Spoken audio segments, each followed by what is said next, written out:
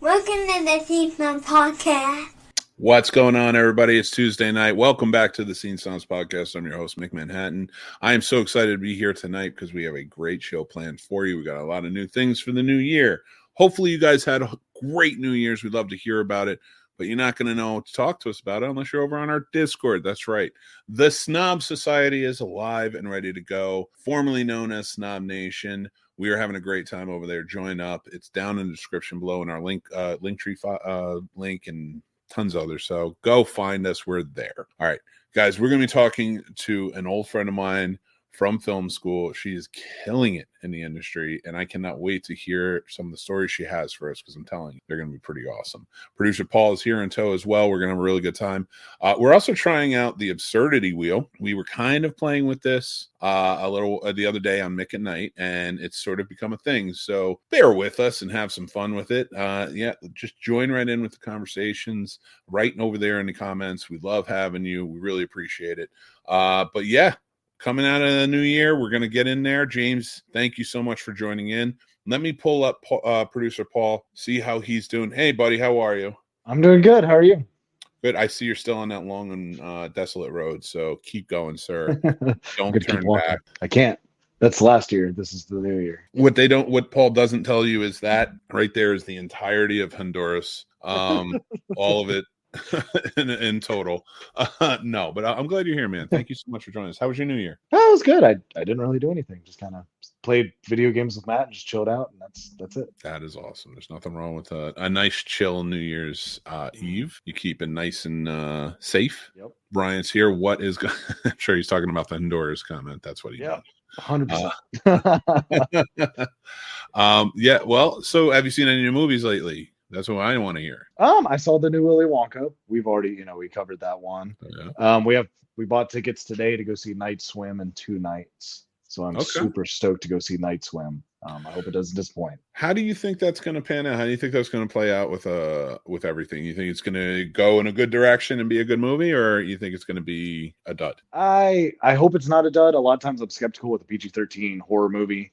I mean, I'm not saying that PG-13 can't be good, but I will say they're limited on how good they can be because that means they can't rely on gore and cursing. So they got to make up with it with story and great characters and amazing actors. So I hope they're able to portray it good enough to where I don't even notice what it's rated, and it was just a great film.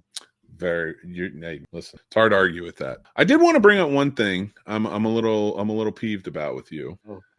I asked a question over on the Snobs social media, and you answered it, but I'd really like to know what you meant with your answer here. Now, do you remember said answer? Yes, because you're talking about Final Destination. Yes. Now, here's the implications I have with this, and I'm going to bring Melissa on in a few minutes, but I want to kick this off so everybody knows, and I want to tell a story about Mel before she could say anything. It's going to be a good one.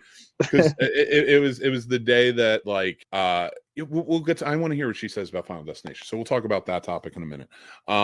So Mel, Melissa Laude, we went to film school together. I met Mel on the set of my first movie. I wasn't directing. I wrote it and I was producing it. Three Bro Show, first show. And Mel was the assistant director to Alex, who was directing the movie. When I say I walked on the set and there was a badass on set yelling at me, she didn't care who I was. She kept things in tow. So I will never defend that script. I know what I wrote, and that is what I put down consistently. I will say though, that was for basically a first movie really for all of us together. That was a hell of a well-run ship. So I have to give her a lot of credit. So I have no doubt in the world of Hollywood, it's even better. So I'm going to bring her on. Mel, what's up? Hey, you guys. How are you? I'm good. I'm very good. Thank you. Thank you so much for joining. I'm so glad you can come on. Yeah. I put Bosco on there because that's what people call me on set, but nobody else is used to it. So yeah, I'll call you Bosco. I remember. It's Mel or Bosco. I love it. So, Paul, this is Mel. Mel is you've been ADing for probably almost 2 decades. Yep, clean close. 17 years. Yeah, that's awesome. And I'm so glad you can come on. I want to talk a lot about like what you've been doing in the past few years and just kind of get your insights on filmmaking, if that's all right with you, and anything you're willing to share. I don't want to pry anything out of you. Oh, I can talk for years. Don't worry. Love to have you. But I do want to ask you this, if you want to have kind of like a little fun offset topic real quick. Absolutely. Okay. So I recently posted on social media, which movie universe would be the worst to live in as a background character? Paul over here said Final Destination. I mean, there's a lot of choices there, though. I mean, there's a lot of people who don't die in Final Destination. There are a lot of people that do, and I assumed I'd be one of those assholes in the background that just gets killed horrifically. I would love to know, Mel, what do you think is a terrible set? I'm going to ask this in two parts. Okay. One, just as a movie fan, what do you think would be a terrible world to be like a background person living in it? And what movie have you worked on that you would say that world was probably the worst? The worst? I haven't done a whole lot of superhero ones. That's just what comes to mind in my head. But I love that you said Final Destination, because you're kind of always on your toes on what the hell's going to happen. And that'd be pretty shitty. Matrix, it would be kind of not great to be in the background of, I don't think, if I knew the truth. Would you want to, or would you be like Cyrus and be like, throw me back in? Yeah, but give me the other pill. Plug me right on in. I don't want to be here. Yeah. I need my steak and whiskey too much. There you go. I'm sorry. Your cubicle doesn't look like better than your cave bedroom, but whatever. Bryant's in the comments says The Purge. I definitely don't want to live in The Purge. Oh, that's so true. That's a great one. Yeah. I might have fun though. No. I got I wouldn't. You're like this badass that could just like kick your ass, that'd be pretty sweet. Yeah, everybody wants to be the guy with the tank in the zombie apocalypse, but who were the people that had to die before that person was able to get to the tank and make it? Nobody comes out of the apocalypse like ready. Yeah, no. Got this. I can't. Got my war paint. I could be the Honduran hyena. There you go. I even got a villain name. See, there it is. You better go change that. Mad Max. Mad Max is another one I would never ever want to be in. Yeah. Nope. I didn't even think about that. You are absolutely right. Yeah. I would take The Purge over Mad Max. Yeah. Mm-hmm. I feel like with The Purge, like Mad Max, I feel like there's nowhere to go. Yeah. You just live in the apocalypse. You just got to make do, and it's horrifying. The Purge, yes, but it's only one day out of the year.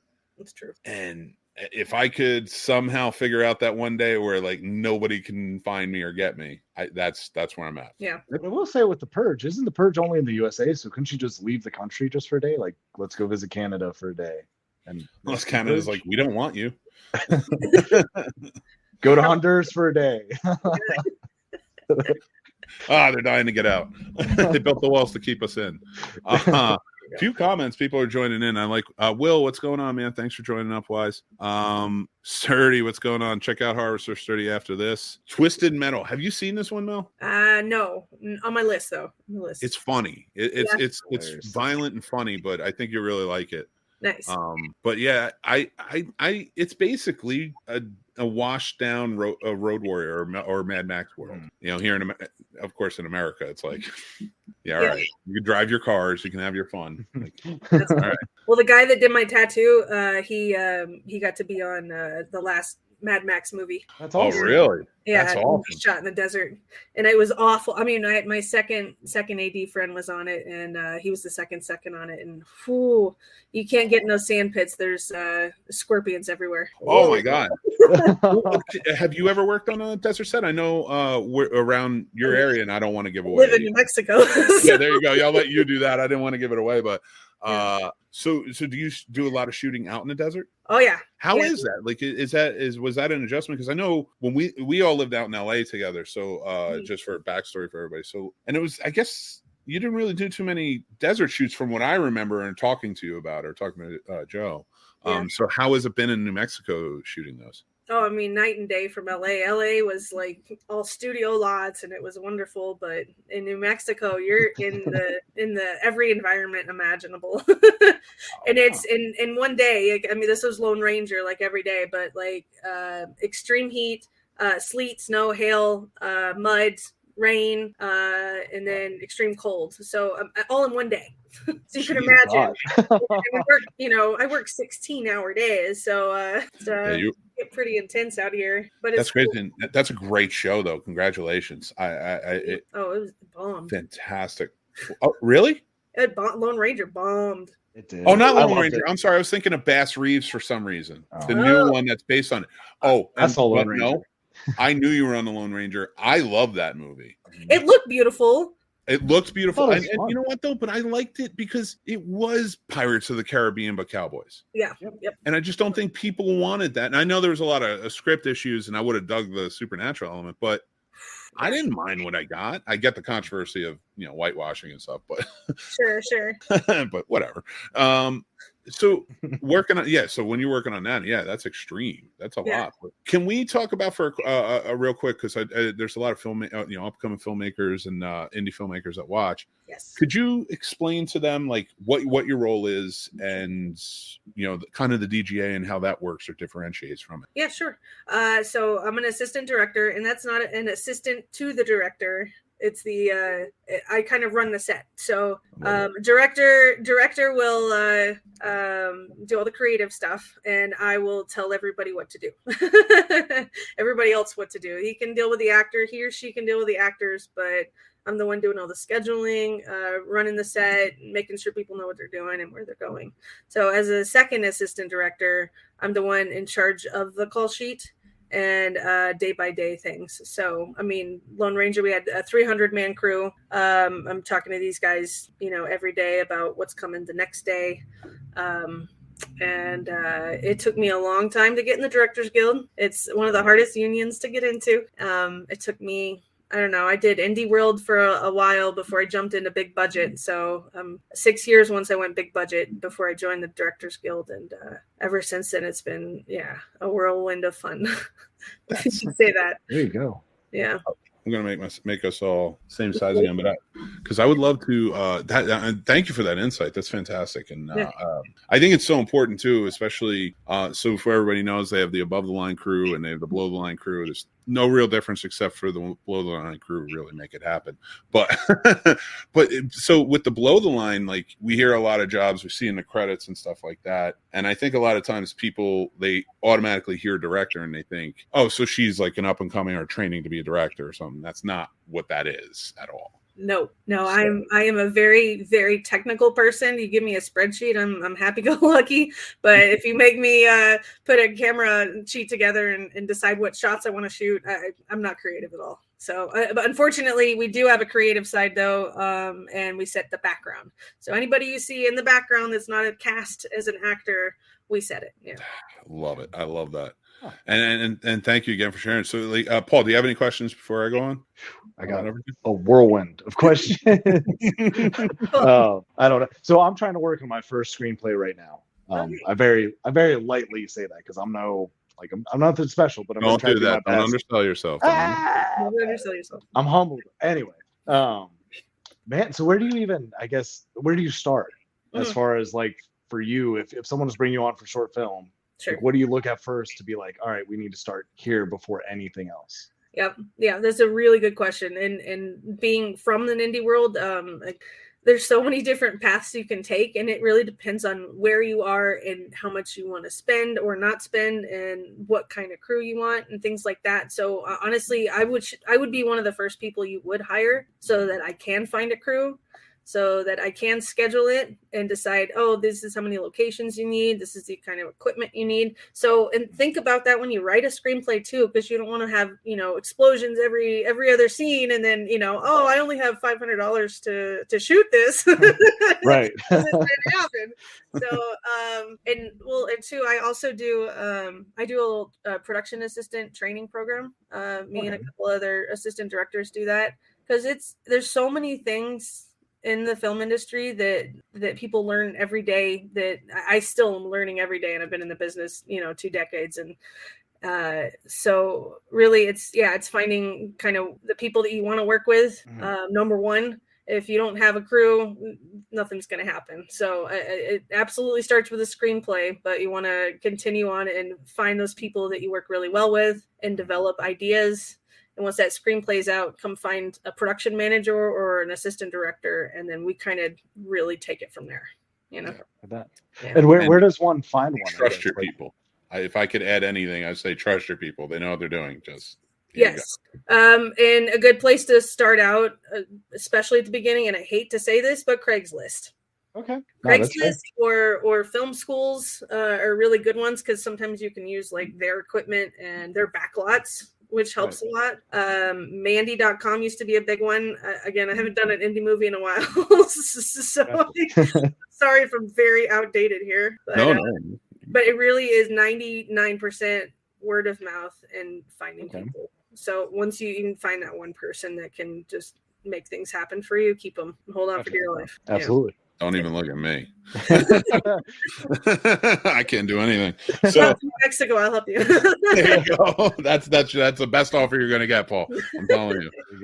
Because it will happen. I think I've told you a long time, Mel. I cannot wait until you just flip that switch and become a producer. Ooh, oh my God, it's my passion. I you know what? I just got off a movie. Let me tell you this. I just got off a movie with Spielberg's daughter. It's her directorial debut. Associate producer. Ooh, congratulations. I know, thank you. Yeah. You told me back in the day, I would always say, I was like, when you finally decide to become like, I never said this about anybody except for two people. Remember Greg Gill? Oh, yeah. I told him, I said, I could see you standing on a stage and I could see you, Mel, standing on a stage when you get into producing. Because that's it. You're going to find the script and that's all, and then it's over.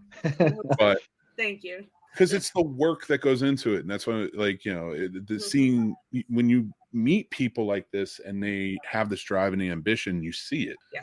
You know, the sky's the limit at that point. So. Yeah, I'm so excited. So what can you talk about, what projects can you talk about? Because I know you're probably working on stuff and I don't want to. No, I can pretty much talk about anything at this point. I mean, Destry's project, the Please Don't Feed the Children. That's like one of the newest one I did. And then Opus, the John Malkovich thing. Those are the last two that aren't out yet, but I can still talk about them. Well, you alluded to Malkovich. Like I said, that's got to be intense. But what did you think? No, he's a little bear. He's a sweetheart. But it's so funny because he really is so much like his characters and how he talks and does all the things. It's so funny. It's I'm like, all right, John, come on, let's go. We're going. That's fantastic. Yeah. What? I was watching the SNL was a Christmas episode of my kid. He's 11 now, so he's into it. Yeah. And he was on, he's reading a story, and I'm just like, I'm watching him, I'm like, this, he's known for this. He's known for just being an intense dude. Like, he's just crazy. But that is so cool to hear. He's like a bear. Can you like kind of tell us what that movie's about? Opus. Oh geez. It's a thriller. It's one of those A24 thrillers that just keep you on the edge of your toes and you don't know what's going to happen until the end and you're like, what the hell is going on? So it's creepy. It's a creepy little cult kind of movie. John Malkovich is a singer, funny enough. And he's been out of the business a long time and he has this big cult following, and then he invites these these journalists out to see him, and nobody's seen him in decades, so it's this big deal, and then all this crazy shit goes down. So you got to watch it. It's going to be pretty intense. Well, if A24 is on, I'm going to watch it. Right? I love what they're doing. So, and actually, if I could ask about that, like working for different studios as it goes on, and you've worked, I think, with all of them at this point. Yeah. How is that like with A24, which is kind of a smaller, and it seems like a more independent house? Yes. Are the sets more of a feel of independent? Because their stuff looks incredible. Yeah. A24 especially, their scripts, I mean, everything is just straight from the scripts of you never think something like this can be happening. It's so cool. And unfortunately it is a little bit lower budget, but it's not bad lower budget. It's still in the realm of, like $10 million movie, Yeah. So it's workable, and they really know how to find their talent, and they're really good with just creativity and finding the right crew, and might be starting up on another one very soon. I'm interviewing for it next week. So cross your fingers, guys. Thank you. Better hire. Break I'm away. giving your movie a bad Thank review. you. I'll find out. Because it's the guy that did Midsummer, and I really want to work with that dude. So, and Oh, Ari Aster, huh? yeah, Ari Aster, yeah. Oh my God, I don't know if I would have come on here then. Listen, here's the thing with what? Ari Aster. No. I don't I didn't think say I like now. it. I'm excited to work with him. Well, no. He, I love the look of his movies, and they're all well acted and great. Yeah. My only thing with his stories is like he has really good stories. I feel like he needs a partner to step in and like flesh some things out. Yeah. No, he doesn't need me. He does not. Oh, not you. No. He needs He needs Mel. I thought you were talking to me. No. My last thing he needs is me.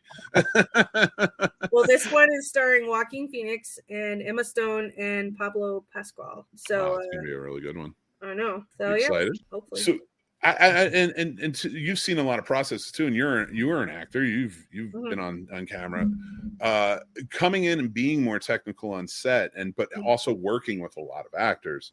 Have you learned anything or been able to maybe help some of these actors in their process in some way? Yeah. Oh, for sure. Oh my gosh. Let me think of which one to start on.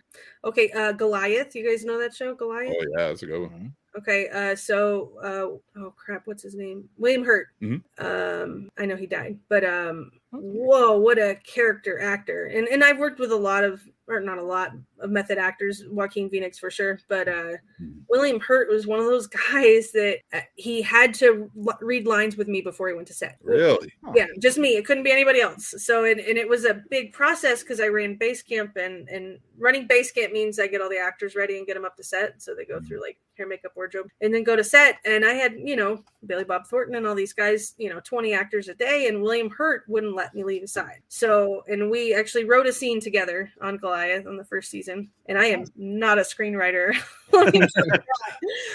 So that was different, but the man just couldn't remember any of his lines if I wasn't there to kind of get him in the zone before he went to set.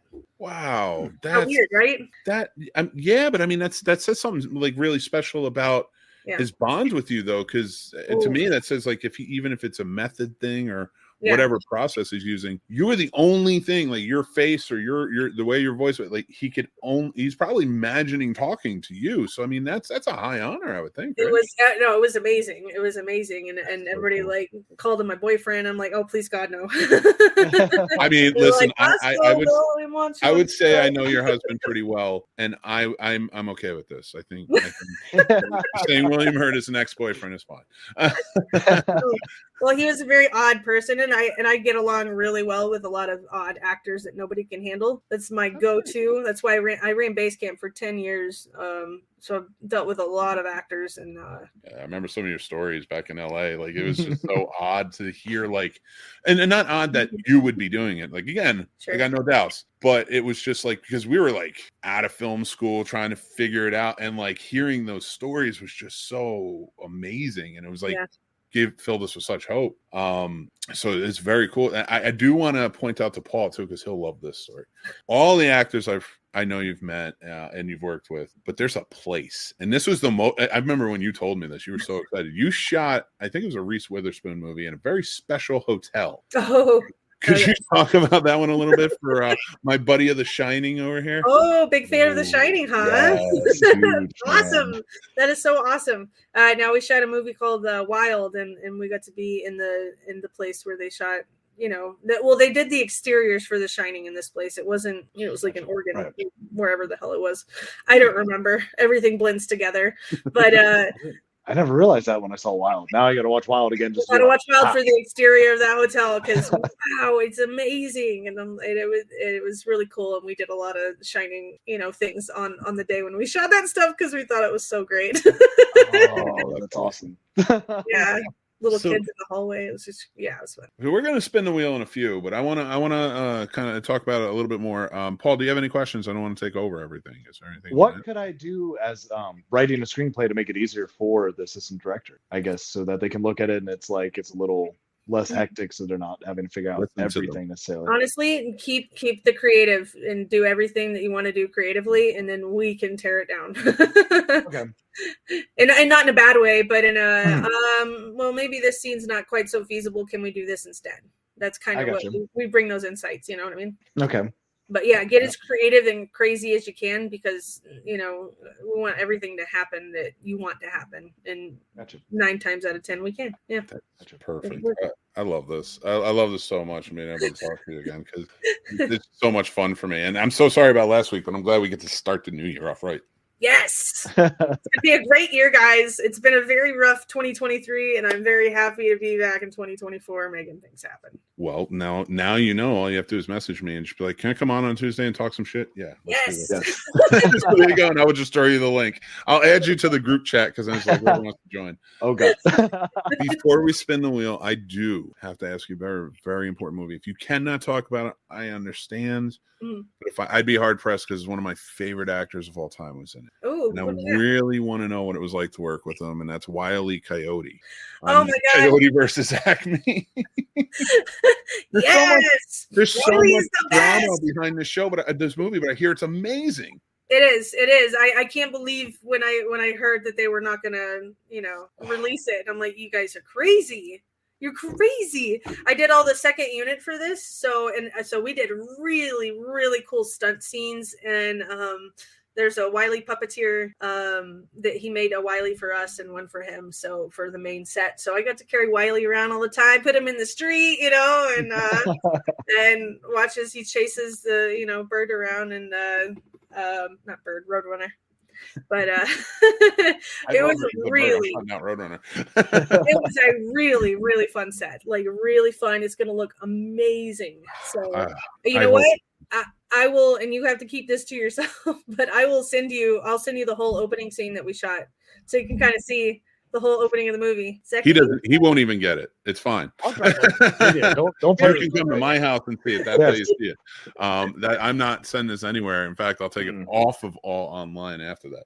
Okay. But, thank you. So I'm so excited for that, because it's I really hope that the fans can turn it around and get that to come out, because I've heard nothing but amazing things. Yeah, honestly, I heard that it did get bought, but I'm not sure by who. So I don't know. Netflix.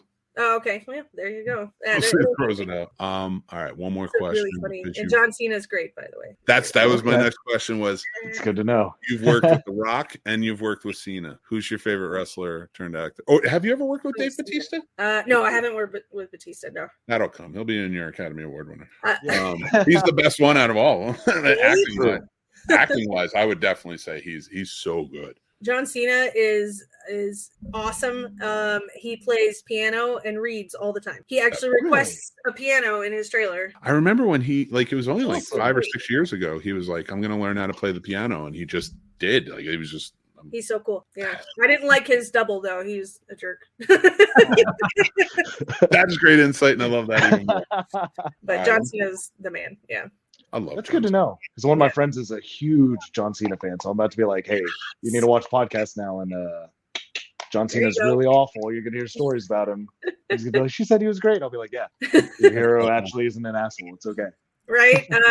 Dwayne Johnson, on the other hand, I'm really sad about. I'll tell you about him in a little bit. Go do your thing. That's fine. Yeah, I will spin the wheel. I get that one. All right, here we go. Spin it. So basically, guys, how this works is it correlates with a number, and that has a weird, absurd topic to talk about. And today's number is 4. All right. So I'm going to pull up our good old number 4. You got to be kidding me. You've got it. Okay. So I'm going to be honest.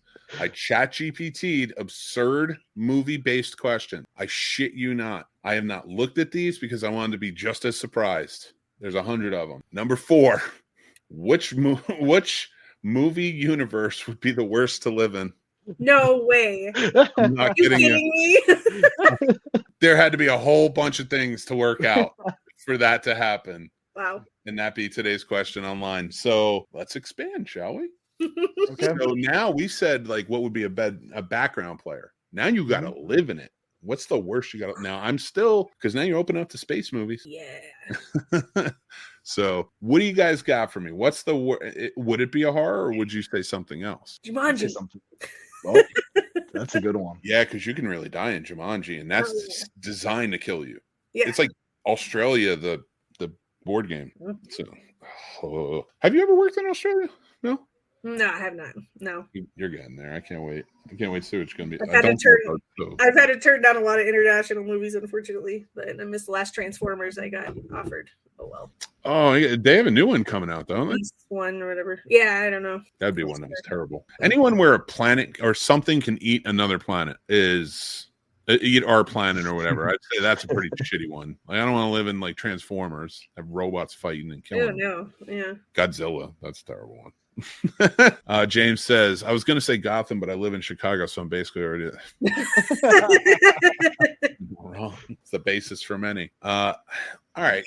I would have to argue and say maybe Star Wars. There's always a war. Yeah. At least with Trek, you're getting the battles, but at the same time, you're kind of safe. Yeah. All right. I can see that. Well, I do feel bad because we did answer this question, so I'm going to spin the wheel again if that's all right with everybody. If we get number 4, I'm quitting the show and I'm shutting it all off. You brought the juju on.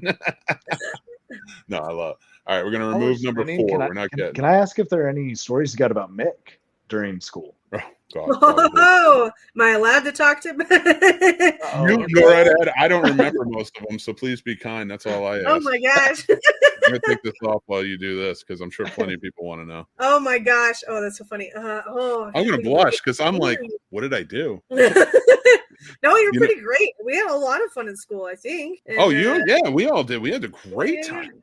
You and I were always laughing.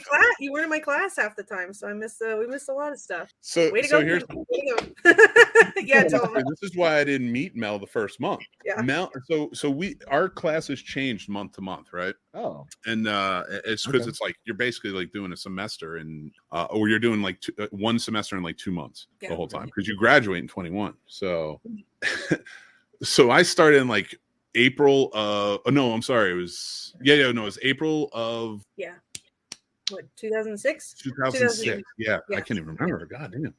Now I feel old. No, I appreciate it. I can't. I'm going to see now. So I started then. I got kicked out in the first month. Uh-huh. Mel was off the first month because she had those credits. If I remember, that's what it was. You were already had. So Mel wasn't gonna. You weren't going to start until the second month, and I had already gotten kicked out for having alcohol on campus, and it wasn't great, but whatever. And so it was only a month. They brought us back in, but I started a class behind them. Mm-hmm. And when I got in, Mel was starting, and so when we did second grade of love, which was only like a month later, that's why we met there, and we didn't meet in class. But then after that, she's married to my best friend. I will say that. Yeah. I there's not many people I would stab to protect, but her husband's one of them. So, and her too, of course. I love them. And their kids. They're my family. That's all the information you get about me. No, I'm just kidding. Okay. We had a really great time at school. It was so much fun. It was a lot of fun. I feel like go ahead. I was gonna say, what was the most fun, and not because you worked on some of the bigger productions that happened, but I'm talking like the student films or the smaller production. What was like one of the most fun ones you've worked on? I have to pick one? I mean, no, you can talk about a few. No. I mean, like, I don't know. Listen, there were some bad movies, but like I like Season of the Witch. That was a fun one, wasn't? Yeah, I like this because they made the carnival and everything. Spirit of a Woman. Spirit of a Woman. That's what it was. Yeah. That's what it was. Yeah. I love that one. That was fun. That was because we didn't. I was working as Jeremy's assistant on makeup, and so they built this whole carnival for this thing, and it just looked really cool out back. Yeah. And the night shoots were a lot of fun. Yeah. So, not for you because you were working out and most of I was in the makeup room. So now I'm used to it, right? Yeah, there was, so there weren't a lot of, oh man, remember John Archer in London? Oh boy. Yes, I do. You had to wrangle him a lot. He wasn't in a lot of ours. He was an actor who was like in all the Full Sail movie. He was like royalty there for a while. Yeah. And he would show up in everything. He was a nice guy. Yeah. What about you? You got what's one of your favorite memories from school? I don't know. Honestly, just doing school and nothing else. It was kind of nice not having to, to work, but to hang out with you guys all the time. And you guys had a lot of just fun, just get-togethers, and the old house was fun. Yeah. And I don't know. It was nice to kind of chill before moving to LA, because once I was in LA, it was, go forever. So you got me my first job in LA. Yeah. I was a script student. Yeah, I remember that. That was remember that we were showing the Hollywood Hills? Yeah. I love that. That was a great scene. You were the one that warned me about the porn chair. Oh my god. Oh god. Well, let me set the stage for you. So it's a mansion in the hills, and people just rent rooms there. So a lot of times they'll rent it to be film location. Yep. I'm a script soup. I got my book. I'm working with my binder, and I sit down in this purple like chair, kind of like this, but they didn't do anything on this one. And a leopard, and I had my book and everything all on a leopard print pool table. Mm-hmm. And Mel you were the one that you were like, porn here, right? I'm like, yeah, so, and I look around, I'm like, purple chair and a leopard pool table, right. Probably been on the movies. Oh yeah. Oh, that's what's up. That was a shoot. Remember Sean Young on that one? That was fun. Yes. She was something. I think I had a nervous breakdown on that one. She forgot her wardrobe one day and had to drive like 2.5 hours to get it. I just wanted to lose my shit. I don't blame you. Those days, man. So let me ask you that, from the first days starting out, even out of film school, going into LA and doing it in a more, I don't want to say, because you worked on a lot of professional films, even in Florida at school, but just being kind of out of the setting of school. Yeah. And being in LA doing it compared to now, what would you say is like the biggest thing maybe you've learned, or your takeaways from that, that, your experiences that you've had, or that really stick with you? I mean, honestly, it was a whole lot of crossing my fingers and hoping for the next job like as soon as possible, because it's such a cutthroat industry. But when you get into it and you just go show to show, then you start getting, a group together, and then you feel better about things. But it's always, and even now, it's I got to find that first AD that I'm going to work with. I got to find that director that I'm going to work with, and I wish it was, I was on every Seth Rogen movie and I wouldn't have to worry about anything, that kind of thing. So yeah. It was hard starting out, but I got lucky and got interviewed like the second day I was out there, and got a job within a week, and worked on Project Runway for 9 months. So that was my start. Reality. I remember that. Yeah. That was, and I want to give you a little more credit than you will give yourself, because I know you.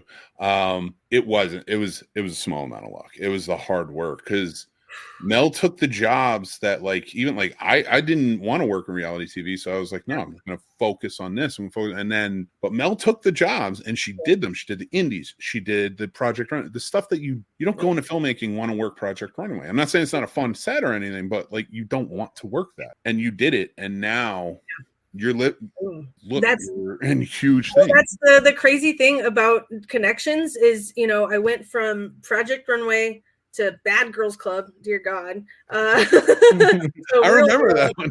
Right? And then for some reason I got on a little indie called Growth, and that person, and this is all from connecting from this job to job. That person happened to be working on Sorcerer's Apprentice next. So I got a day on Sorcerer's Apprentice, or a couple weeks on Sorcerer's Apprentice, and then they're like, "Hey, we're gonna go shoot 47 Ronin with Keanu Reeves. You want to be an office PA?" I'm like, "Hell yeah!" And that's how it built, And it was just back to back to back, because that's why you have to keep in touch with people. It's a tough industry, but if you have a smile on your face and you work your ass off, you're gonna make it happen, because there's a lot of jerks out there, and you have to have some really thick skin in this business. So yeah, and that's why, and you've always been great at it, and that's honestly, Mel, I do follow your career. I am in awe of you. Thank you. You are killing it, and it's so wonderful to watch, because it brings, like, I've talked about this before, we've had other guests on the show and stuff, but like, for you to watch you be able to do this, to be able to start out and be in film school with you and see where you're at, like, it's so inspiring to me to be like, oh my God, like, that's so amazing. Like, I can build some hard work, I can build something, I can build those things, and it's just been amazing to watch, and I truly appreciate it. Thanks. And I do appreciate you sharing like everything tonight. Oh yeah. Oh, I could write a book. Could break 5. After that Oscar, then write the book, because that's when you make right? There you go. all the memoirs. We'll start with Breaking Bad, and it'll be great. No. Well, Yeah. Oh no! Please go ahead. I don't want to cut you off. No. I just got so is the Rock a jerk? LOL. Yeah, very good question. I don't want to. We're not answering that on this show. We don't do salacious on the scene snobs. We do movies. You know, he was a sweetheart to me, so I'll tell you that. He was a sweetheart to me, but a lot of people have a tough time with him. So if your name is Vin, he's probably not a sweetheart to you. Oh. Or Jason Statham, don't get me started. I love the man, though. I do. I love the man. Didn't he introduce you to his parents? No, his parents apologized to me for him being a jerk to me. Wow. When does that happen, guys? Huh? That's pretty amazing. I'm not that Where's Bosco? We're so sorry for our son's behavior. You know what? Next time, if you're working on a movie with him, just invite me on set one day. Yes. I'll just stand over him and I'll just be like, "Don't be a jerk to Mel, dude." No actors can phase me. It's a rarity, you know. I mean, me and Warren Beatty got into it, you know. So, you know. Are you allowed to tell that story? Oh, sure. Oh, please. This is one of my favorites you've told me in the past. So Warren Beatty, of course. Not as good as his sister. Well, since I've done so many things, I start to forget, you know, like what's what and when what happened. So it's like, but I remember with Warren Beatty, we did a movie, and he was the director and the main actor, Howard Hughes. And I mean, he was old then, and this was a while ago, 10 years ago, I think. But he has a bit of an anger problem, and I was running base camp on his movie, and he's so gross. Sometimes he's gross, but sometimes he's great. You know, that's okay. We back you, so I don't care old about horny dude. Let me tell you that. Ugh. Old bag of bones. We back Mel. What do you know? Screw you. Well, we got into it, or he got into it with me, thinking I said something to him that I didn't about the scene we're shooting, blah, blah, blah. And so, and I don't get mad very often, but I don't like when people tell me I did something that I didn't do. So we back and forth, you know, yelling match. And never again did he yell at me after that. So I'm like, no, buddy. It's going down. Oh, yeah, you're going to handle your own. I introduced you by saying she yelled at me on my own movie, and she was right to. Hey, everybody's got their time and place. You just gotta, you gotta find the right moment. Sometimes I don't find the right moments, and it doesn't work out so well. I'll never forget that feeling. It was like, who the hell is she? Yeah. And like, but also thinking like, she knows what she's doing now. I can't like really argue that like she's doing it. But I was like, you knew better than us. Yeah. I had to figure it out. I figured it out, and that's what's so cool about being an assistant director. Is really, film school is not going to teach me a lot about that. But now I know all of the other positions, and I know about grip and electric. I know about camera. But I tell people, like, the best thing you're going to learn, and the best way to learn, to get on a set. You can be a freaking production assistant. You can be a locations assistant. You can, they still have people intern. You can intern and just be on the set and learn something, because that's the best way to do anything, really is. Like, and just keep being, and like Mel was saying, keep being on set. Use your networking and keep going. And find when you should talk and when you shouldn't talk. I didn't have that great of a instinct on that. So I'm learning. I'm learning. You did great. You were always good on set. Thank you. You were, it was always a lot of fun. Yeah. But I want to say thank you so much for coming on. I could sit here and actually do this. So I mean it. Like, if you tell me, I'm going to add you a group chat, and if you tell me you want to be on, you're on. Okay. Then we could just talk, and we'll come up with some fun stuff. Sure. But I'm going to let you go now. We're going to start our outro, but I want to say thank you again so much. I cannot wait to see the other big things that are coming from you.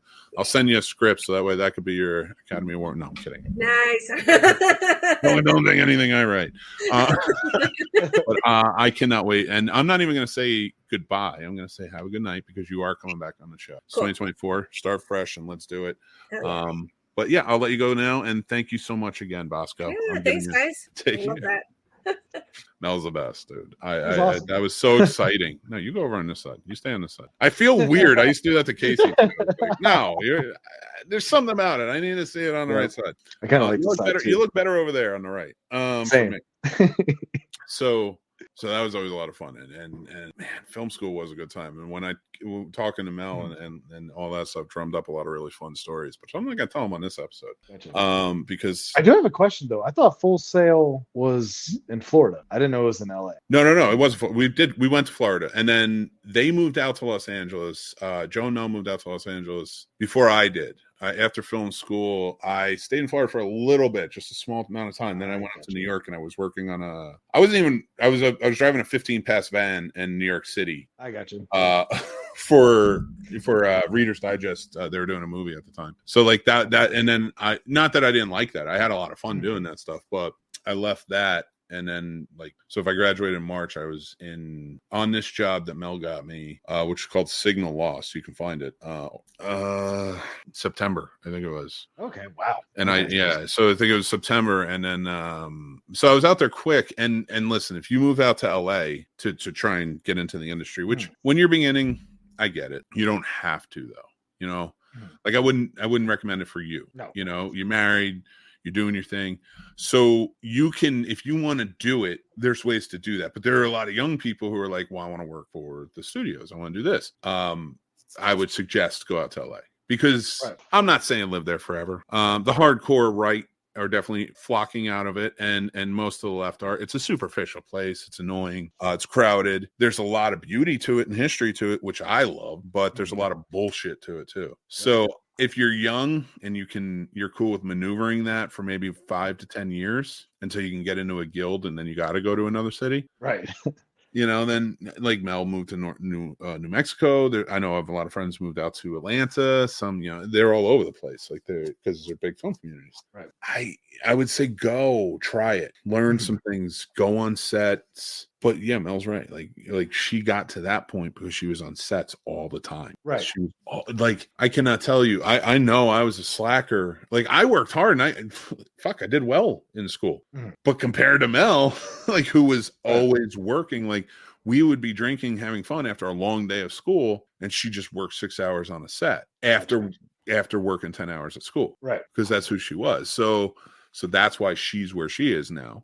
Well, I don't want to be unfair to myself either. Like, I love what I do, you know, but like the rat race of it all, I was like, no, I do one thing. And we've talked about my other reasons, but that's kind of my place. So if anybody's coming up, if you do film school or if you don't, which I'm not going to push you one way or the other, I would, don't waste the money. There's a lot of free resources.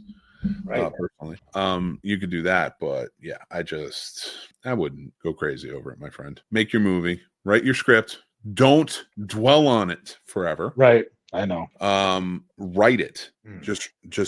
Now, have you a full completed script? Yes, I'm just doing some little edits right now. So knock it off and let me see it. Okay. I can tell you right now, that's what writers will do to themselves, especially when they're starting. They'll shoot themselves in the foot by saying, I'm just doing little edits and I'll get it to you. And then little edits take years. Right. So just have somebody, if you have a full script, I'm not saying ready to shoot. Right. I'm just saying you have a beginning, middle, and end story. Just send it to me or whoever you want to read it first. And we'll read it. And then notes. That's the next thing. Then you can make the changes to drafts by notes. How about that? You are going to be fun.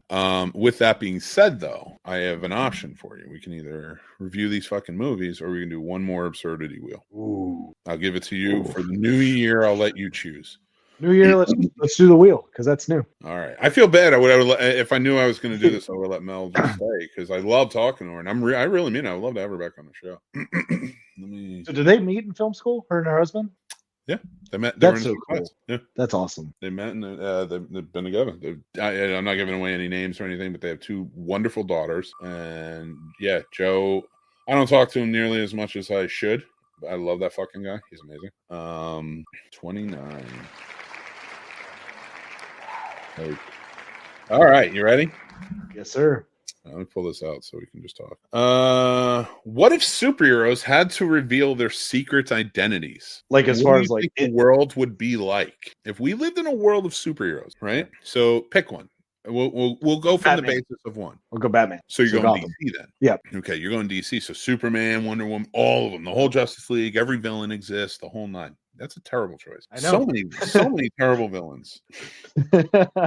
Now, what do you think the world would be like if they had to reveal their secret identities? I feel like it'd be a lot worse. Well, especially for like Batman. You just think of Batman, like if everyone knew it was Bruce Wayne the whole time. No. Like I wonder how many of the companies would pull out because they're doing shady stuff and scared that Batman's gonna get to them eventually. Yeah, right. And then I mean, it makes it a lot easier for the villains, even though a lot of the villains know who he is anyway.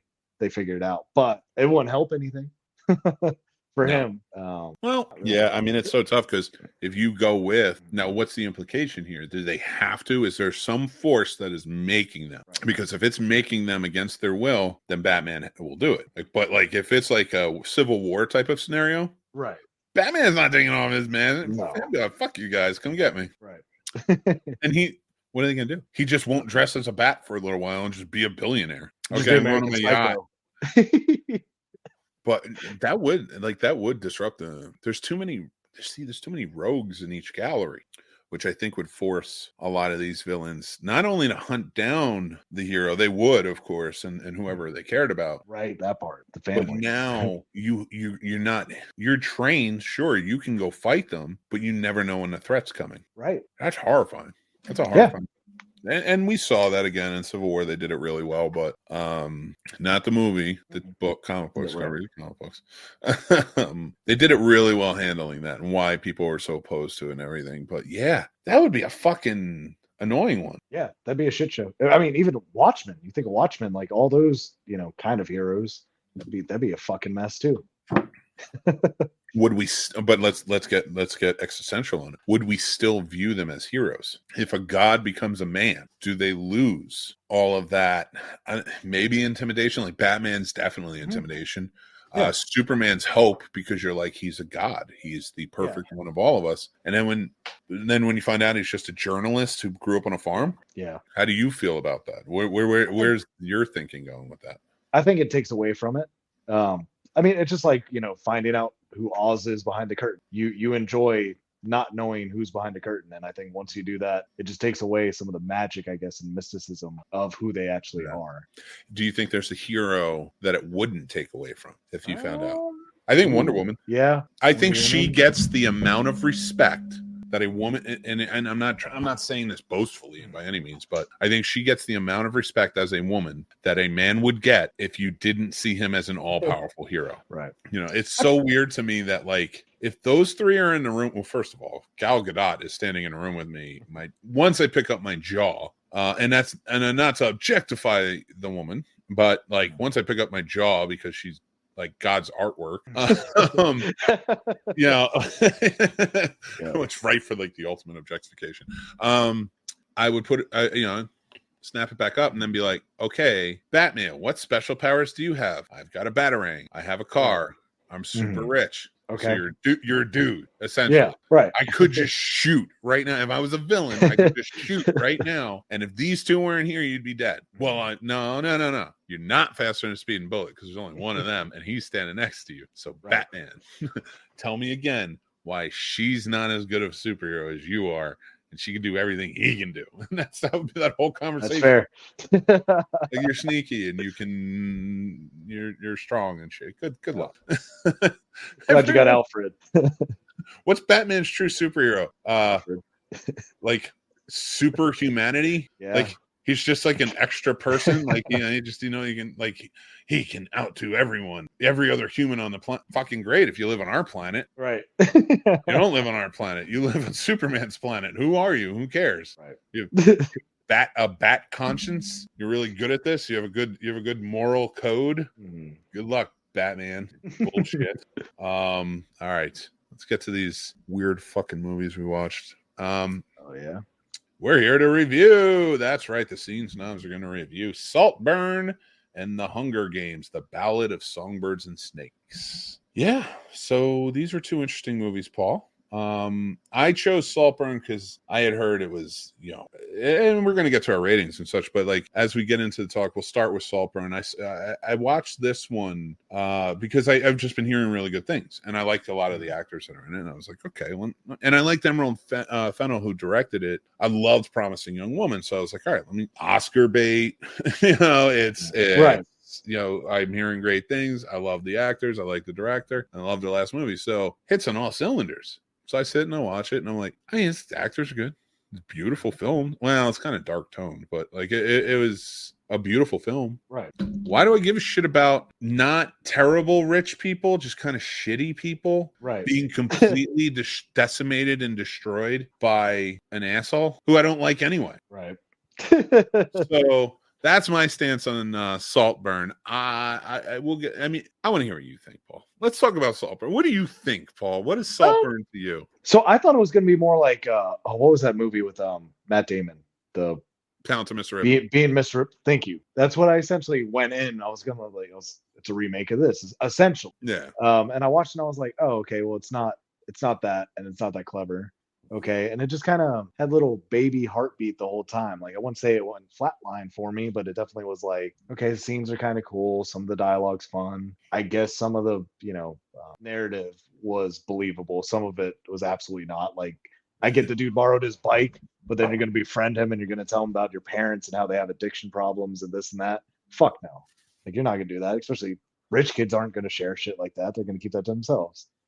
See, I don't know. I always assumed like rich kids would never shut the fuck up whenever I knew them. Like the poor kids wouldn't tell them anything. And they're like, I'm not going to tell you where I'm from or where I live or what I do. Like, you're going to use that against me. Rich kids would always seem to not shut the fuck up about their parents' problems because they're whiny. Maybe it's just because I'm not rich. Maybe that's why. Fuck my this, man. What can I tell you? Oh, shut up.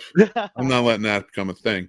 No, James says Saltburn was one of those conflicting movies where it simultaneously got better and worse as it went on. That's a great go check out James' MCD reviews. You don't have to, not because of what he just said, but I do fully agree. Like, go check him out because he's a cool guy. And I like his reviews. I agree with him there. It did, like, when it started out, I was like, all right, I didn't love the cinematography in the beginning, so like it kind of threw me. But I was like, I really liked Promising Young Woman. I could see this going in a really great place. And it seems like it was going to be one of those types of thrillers, like where he gets close and then maybe something happened, and then it took that turn, and you're like, oh shit, something happened. And then it was like nothing happened until like he was just like, that's right though, I did it. And it's like, what did you do? What did you, like, I know what you did, I know you're active, like, there were some people that you did some dastardly things to, which I will not say because this is a spoiler-free review, and I won't even tell you about that bathtub scene, which didn't need to fucking be there. No.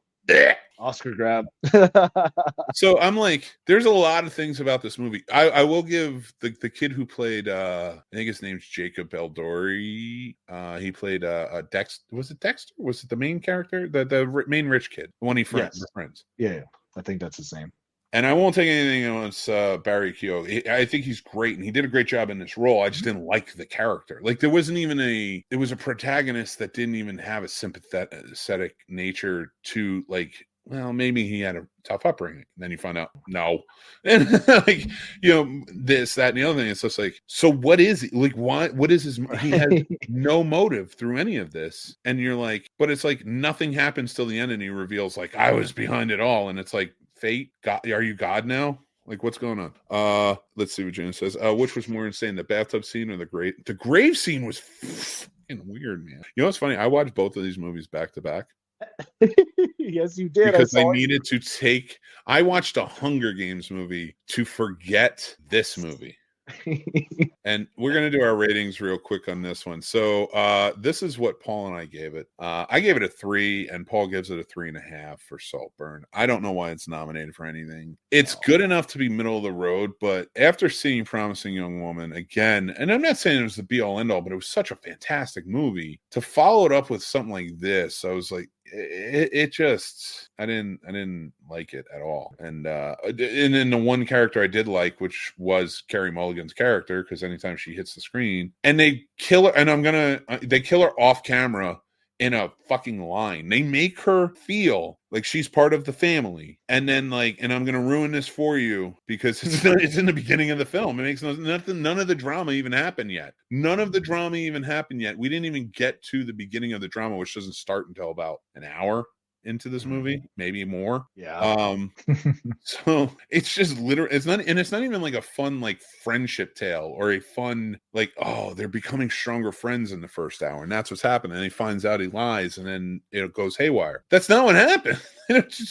He goes away for the summer with this guy and lies to him, and is weird. the whole fucking time. So I don't know. I just got this one really bugged me. This one really bugged me now. I might have to lower it. It might be 2.5. So it's worth it, but I wasn't a great follow up to her first movie, which blew me out of the water. And it's just a weird tale. I just didn't really enjoy. The acting was good, but if you have a weird fucking story, I don't care about the acting as much.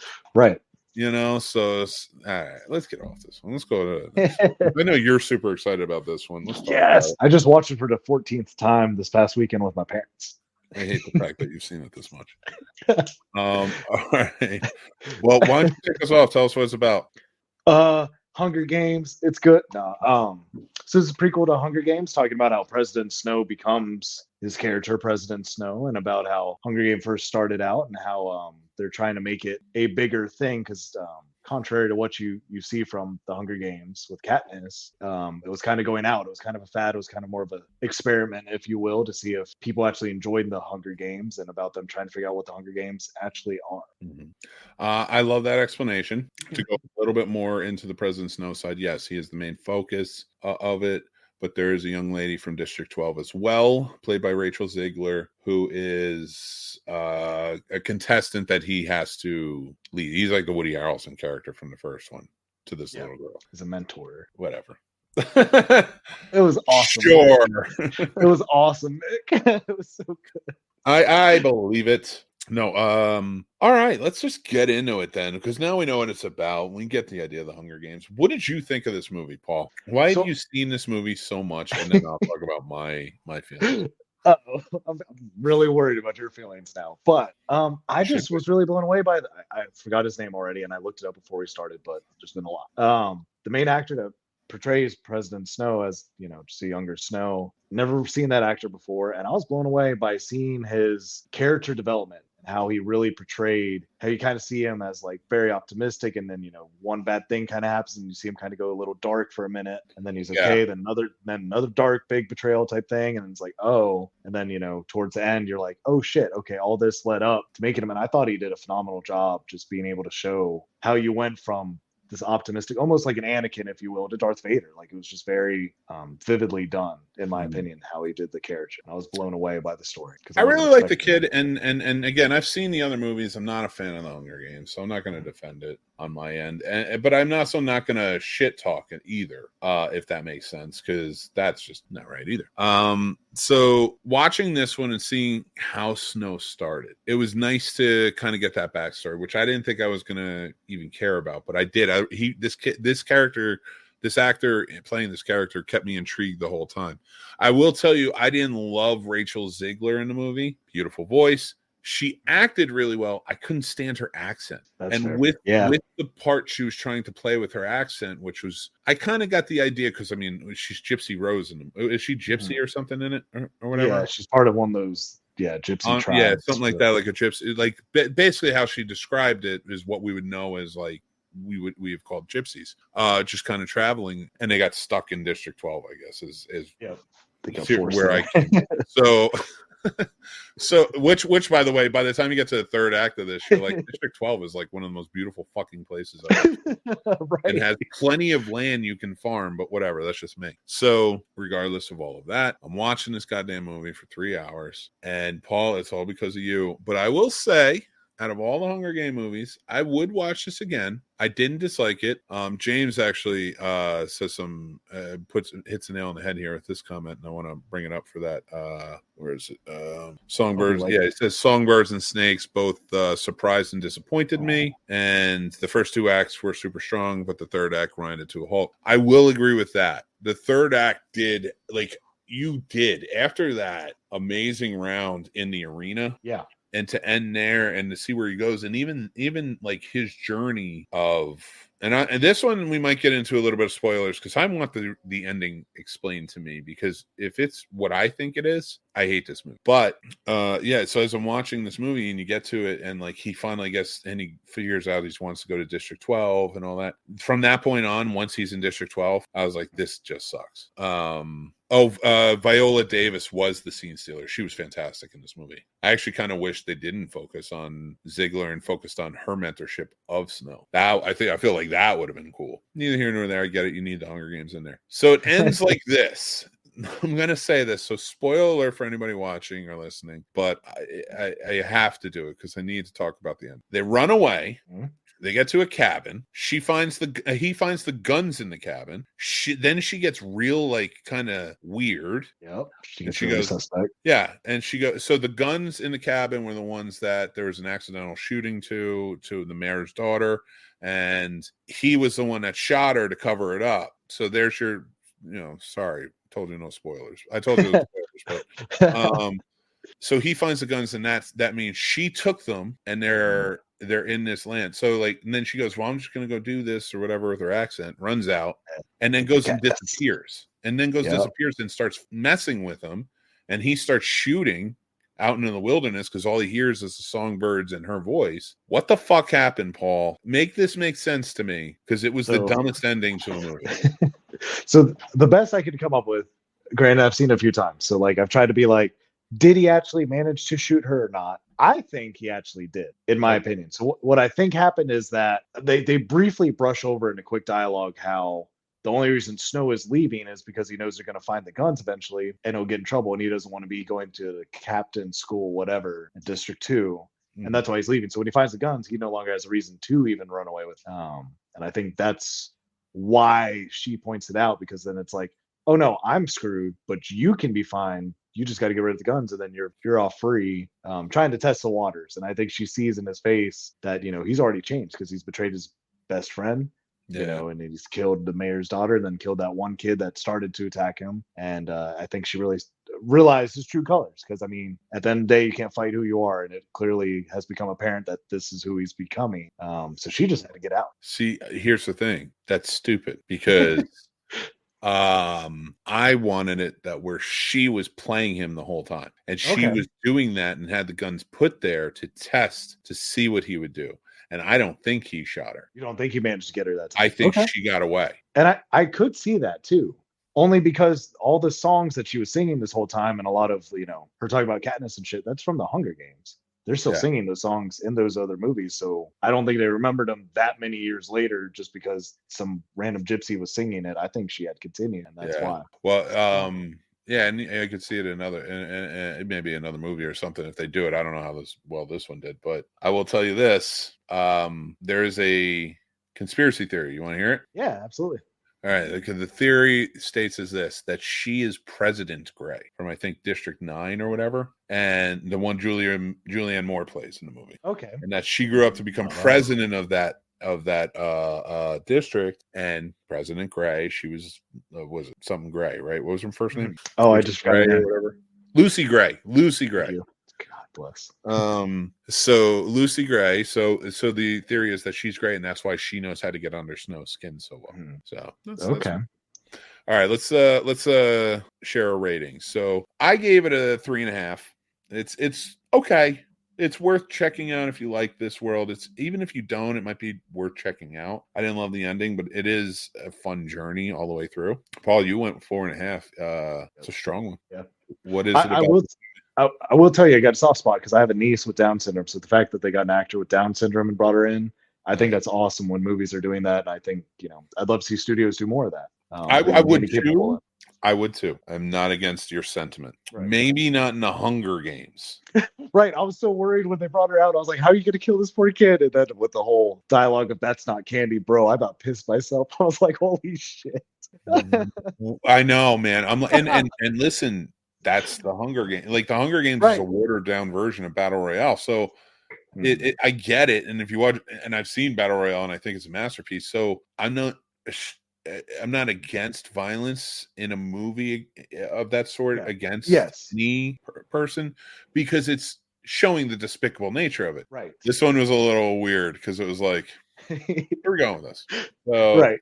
it got a little harsh, but so I gave it a 3.5. Paul gave it a 4.5. Go check it out. I think that's one to go check out. I don't know about Saltburn. Enter at your own risk on that one. Yeah. And then we're going to go on. Yeah.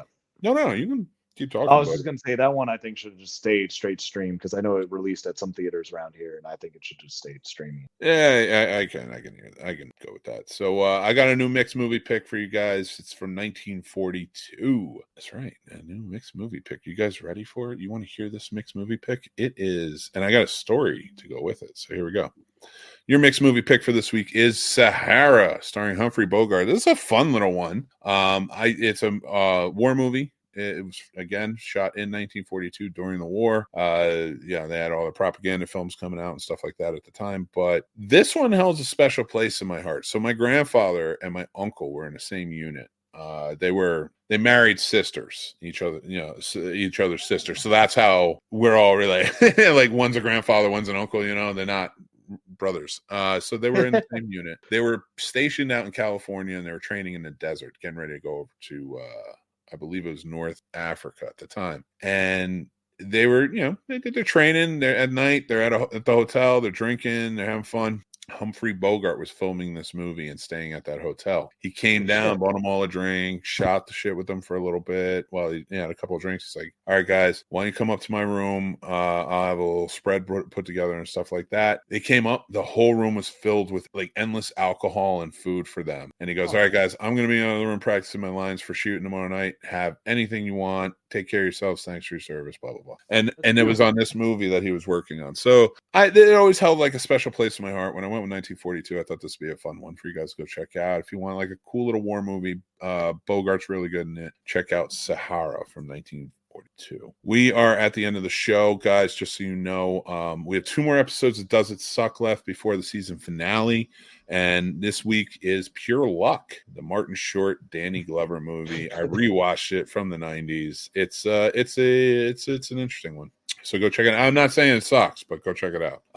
And then we have Mick at Night this Friday. That's right. Come check us out this Friday. We will be live at 8 p.m. We're going to be putting on the Wheel of Absurdity. We're going to have a good time with it. If you guys are unaware, we are doing Godzilla, all of them, 16 weeks, 40 films, 1 show, a kaiju-size event.